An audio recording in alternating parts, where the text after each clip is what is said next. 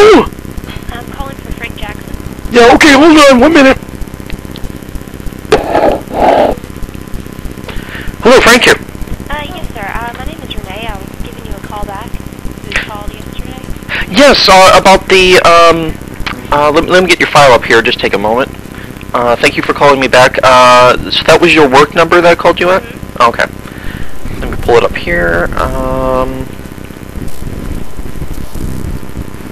Okay, this is concerning that I am worried you might be falling for a internet scam. I could be wrong though, so have you recently been in contact with someone by email or online chat who is promising to send you a very large check? Yes, email. Okay, may I ask why he's sending you the check? To purchase property. Okay, and let's see, is his name Michael Bolton, No. Bob Maxwell, Ray Gavin? No. No, okay. That doesn't necessarily get him off the hook. Have you spoke with him on the phone yet? I'm sorry, what? No. Okay, because I was going to ask if he had a Nigerian accent, because the man I'm dealing with does. Can I ask how you got my number? Well, have you ever heard of a 419 scam? No. Okay, you might have gotten these in the email or heard of them. It's a lot of times it's hi, I'm the Prince of Nigeria, or I'm the governor of a bank in Ghana, or usually has to deal with Africa. And basically the scam works in that they somehow promise you a large sum of money, and in order to get that money, though, you're required to pay some money. Now, other forms of the scam are what they do is they send you a fake check. Then you deposit the check. The check creates what's called flash money in your account, which is imaginary money, but it looks like real money, and it lasts there for for a while, like up to 2 weeks. During that time, they require, I need you to send 90% of it to me in Nigeria or wherever, and in 2 weeks' time, or eventually, the bank realizes the check is bad, and then they make the correction on your balance, and if there's any money missing, you're held accountable for it. Anyway, that's how these Nigerian scammers are able to steal money from people. He gave you a check so that you could buy property for him? No, he was purchasing my property. Okay.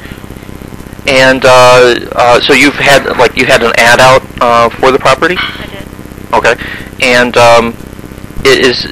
when he writes his emails, does he miss capitalization, punctuation, and does the spelling off? I wouldn't say more than normal. Oh, okay. I don't know. I'm pretty grammatically bad myself. What's his? How does he identify himself? Terry Robert. Terry. Okay. How I found your number was that I'm what's called a scam baiter.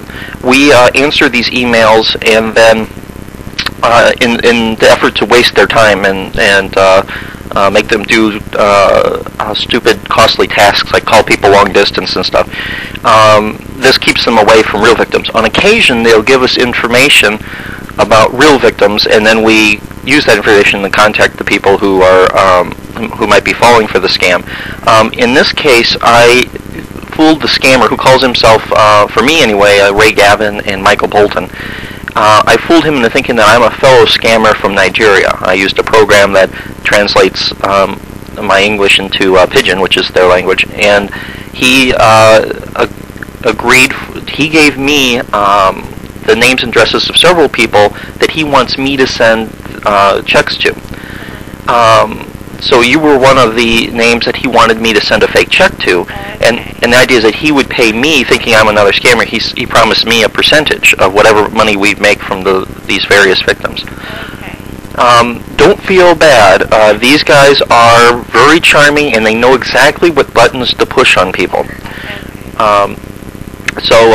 Anyway,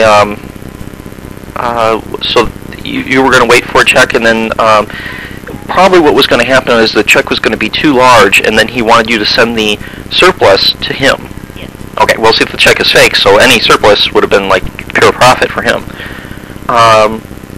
Okay, so I guess you realize now that it's a scam, right? Yes. Okay, great. Okay.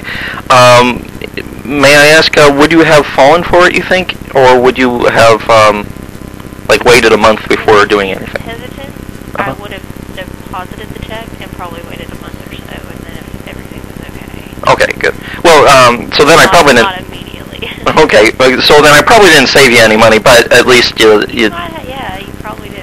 Oh, okay. Oh, I did. Okay, great. Okay, then I feel good about it then. My email address. Let me give it to you here.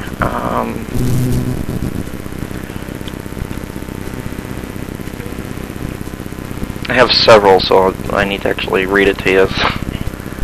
Yeah, here it is. Here it is. Okay.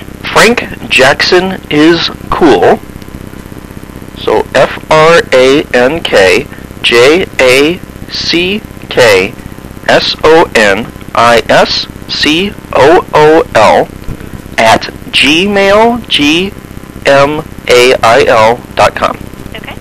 And if you would please send me the emails that this particular scammer sent you, I can then use that information to help other victims, perhaps, and or potential victims anyway, because he never got any of your money, right? Yeah, no. Oh, great. Okay. And now I was wondering, something that would be nice is if you would like Friday, which I guess tomorrow. Today's Thursday, right? Tomorrow, if he would email you, could you tell him that yes, you received the check, but that you're not interested and that you tore it up? Okay. That way he'll stop bothering you, and maybe you could tell him something like, I know it's fake, I talked to the local police, never email me again. Make it very clear that you're not going to fall for it. But at the same time, please indicate that you did get the check. Okay. And that way it adds to my credibility as his fake partner then, and he'll trust me with other names and of people who are about to be victimized. Say. Okay. Okay. So thank you very much, and again, send me whatever information you can about this scammer, and if you can, the original email that he sent you to introduce himself. That would really help out. Okay. Did you meet him online or like a chat? No, I had posted a thing on Craigslist. Oh, okay. And he met you through there, and then he replied to it. okay. How did he? Was it originally he started like he was interested in you romantically? No, just interested in purchasing. Oh, okay. The Craigslist is not a romance thing. No, That's Craigslist is it's like an online classified. Oh, okay. It's Craigslist.org if you want to get on there. Okay. Did he have an ID on there? No. I mean, it just you post it and they email you through Craigslist. Oh, okay. One time I was at something that was similar to that, but it was for animals. You buy and sell like pets. I got And scammed on that. What? I got scammed on that. You did? Yeah. Oh, I'm sorry to hear that. What did you? And I lost money on that one.